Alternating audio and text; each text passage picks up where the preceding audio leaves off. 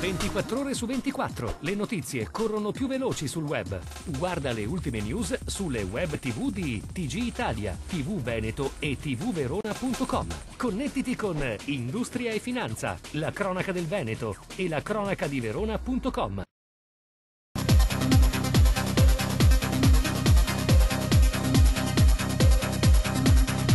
Il motore dello sviluppo passa per il credito e non si vedono ancora gli effetti dei finanziamenti concessi dalla BCE alle nostre banche. In questo contesto il ruolo delle regioni e l'attivazione di fondi di garanzia è determinante. Lo ha detto l'assessore al bilancio della Regione del Veneto Roberto Ciambetti, intervenendo al convegno Garanzie per la crescita e lo sviluppo economico, tenutosi al Tempio di Adriano a Roma. L'iniziativa, promossa dal coordinamento tra banche e finanziarie regionali a capitale misto pubblico e privato, riguarda il tema delle garanzie pubbliche come sostegno per il sistema delle piccole e medie imprese. Dopo aver sottolineato l'incertezza e l'imprevedibilità degli scenari geopolitici nazionali e internazionali e la precarietà di una situazione che rischia di vanificare anche l'impegno del finanziamento all'impresa attraverso i fondi di garanzia, l'assessore ha rilevato che le risorse a disposizione in questo campo vanno via via assottigliandosi. Via da Padova. È la presidente della provincia Barbara Degani a passare all'attacco.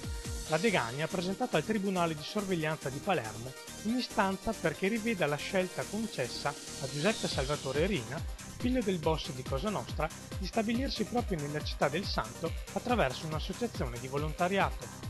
Ho preso carta e penna perché il Consiglio provinciale mi aveva autorizzato ancora a novembre a prendere tutte le decisioni possibili, ho deciso di farlo, dopo ovviamente essermi consultata con i legali, ho scritto al Tribunale di Sorveglianza perché ritengo che il Rina Junior non sia opportuno che rimanga qui a Padova e che quindi in particolare non sia assegnato all'associazione alla quale è stato assegnato. E quindi ho chiesto che ci sia un riesame dell'assegnazione.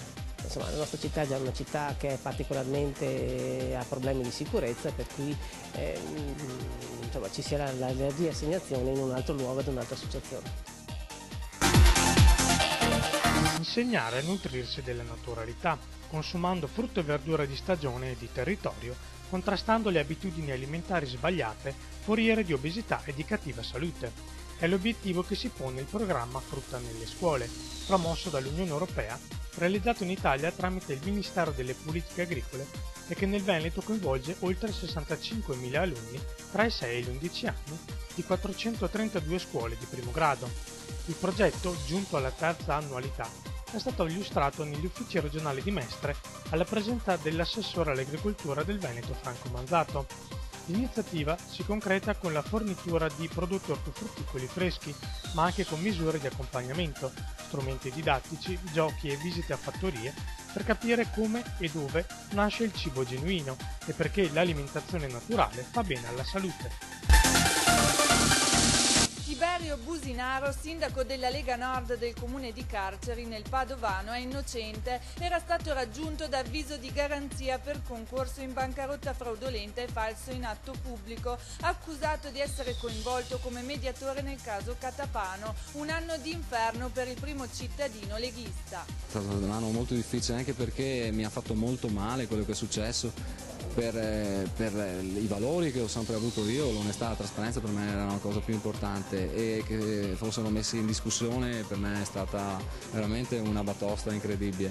Però oggi la giustizia ha vinto l'onestà e posso continuare a parlare e a fare la mia attività amministrativa. Io chiedo il giusto reintegro, anche se so già che non c'è nessun problema, anche perché l'autosospensione l'ho fatta io perché si parlasse di una persona, si parlasse di un sindaco, non di un sindaco della Lega.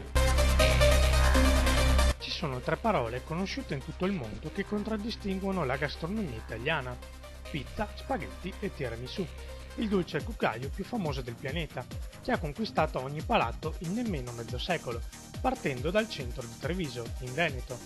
Perché la vera storia di questo dolce, tanto buono quanto semplice e facile da preparare, nasce nel capoluogo della Marca, all'inizio degli anni 70 del secolo scorso, in un ristorante famoso, alle Beccherie.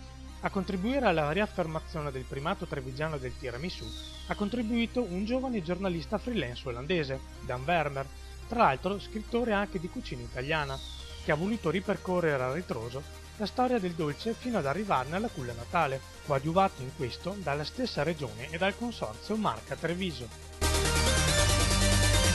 Sangalli, famiglie disperate. L'aumento dell'IVA tra il 2011 e il 2014 brucerà 38 miliardi di euro di consumi. Si doveva costituire un fondo per abbassare le tasse, tutti in particolare su industria e finanza.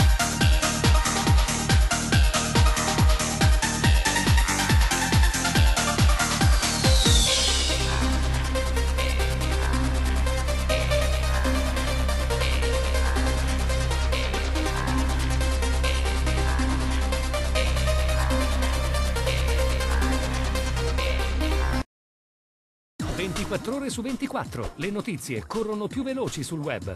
Guarda le ultime news sulle web TV di TG Italia, TV Veneto e tvverona.com. Connettiti con Industria e Finanza, la cronaca del Veneto e la cronaca di Verona.com.